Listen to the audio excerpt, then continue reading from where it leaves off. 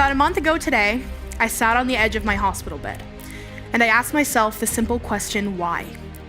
I had worked for years to be where I was, a young social activist who co-created 2 successful nonprofit organizations, a good student, an even better friend, and a girl who never lacked positivity nor energy. I asked myself why I had ignored what was going on in my head for so long simply to maintain this reputation. I had already accomplished so much in my life when strange things began happening to me. When even though I was incredibly academically motivated in the past, I couldn't seem to do homework. And I removed myself from friends, and I didn't answer my phone for a week, and I refused to go to school, and getting out of bed in the morning seemed impossible. Now, looking back, I realized that I had to redefine what success was. Because if everything I had done in my life leading up to that point deemed me successful, why was I sitting in the hospital? I realized that my ability to find this new normal, my ability to adapt to this newfound empathy, that's what makes me successful. Being diagnosed with clinical depression is what it took for me to realize what success was.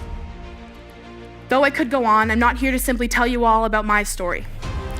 I'm here to tell you why I think this is happening, not only to me, but to a dangerous number of teenagers in this country, a statistic that is increasing every year, and why each one of you needs to advocate for programs in schools for teens that are suffering from depression and anxiety.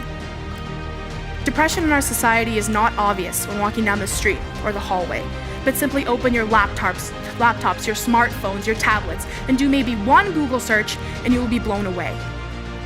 After my one Google search, I found that after a study conducted in this spring, 1.6 million Tumblr blogs were examined, and of those, 200,000 contained pictures, videos, and text posts of teenagers hurting themselves due to depression. Is it because we now have the technology to express an ever-present feeling, or is it something greater? Is it just a coincidence that school systems and standardized tests, they're getting harder and college acceptance rates are going down and the pressures to be a stereotypical man or woman are everywhere?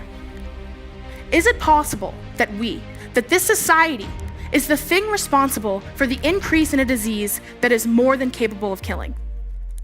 And we don't talk about it much because it's often deemed a phase or hormones or being over-emotional. Oftentimes, conversations regarding mental illnesses such as depression result in words being thrown around that are nearly irrelevant. Depression is not the emotion sadness. Depression is a state of being below neutrality. Sadness is an emotion that comes and goes just as happiness does. My biggest pet peeve is when someone comes up to you and says something along the lines of, "I'm sorry, I was just depressed earlier. I'm so depressed right now."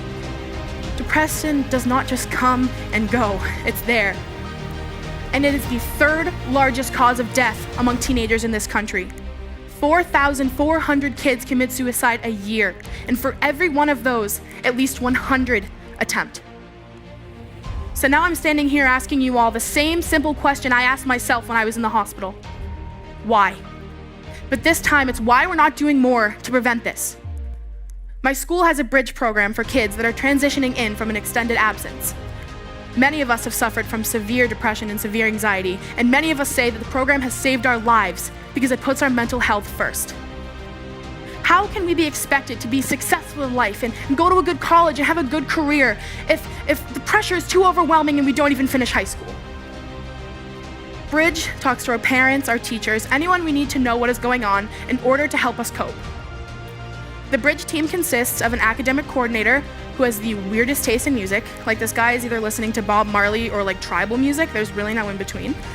We have a mental health specialist who is obsessed with Mini Butterfingers, an intern who is insanely good at bananagrams, and another intern who, though is very smart and goes to Harvard, has yet to advance past 2 songs on the guitar this year. But even so, these 4 people have become a both necessary and life-changing asset in mine and other Bridge students' lives. I'm here today to ask you all a quick favor to advocate to schools, advocate to your school boards for these programs. Because when I was in the mental hospital, I met a girl, we can call her Jane, and Jane had been there for weeks, and I had never met someone who understood what I was going through. And though I thought that she felt the exact same pain, had the exact same fear as me, she had been there for weeks, it was her 3rd hospitalization, and her school had no support for her. I told her about Bridge, and she was blown away that something like that existed. We shouldn't have to wait for these statistics to get higher and the number of teens to skyrocket. Because if we have the power to raise $100 million in a month for ALS, we have the power to advocate to schools for programs. I'm in the process of creating another nonprofit organization, of which provides schools with the funding necessary to create these programs for teens. So please be on the lookout for that. But in the meantime, if you don't have depression or you don't know anyone who does, advocate for the 10 to 15% of our society that is suffering from this disease. We are so blessed to live in a country where our voices are meant to be heard, and they actually mean something.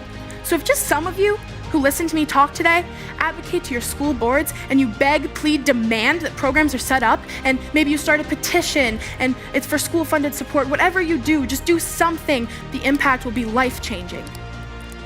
Together, we can fight this disease that is controlling so many of us.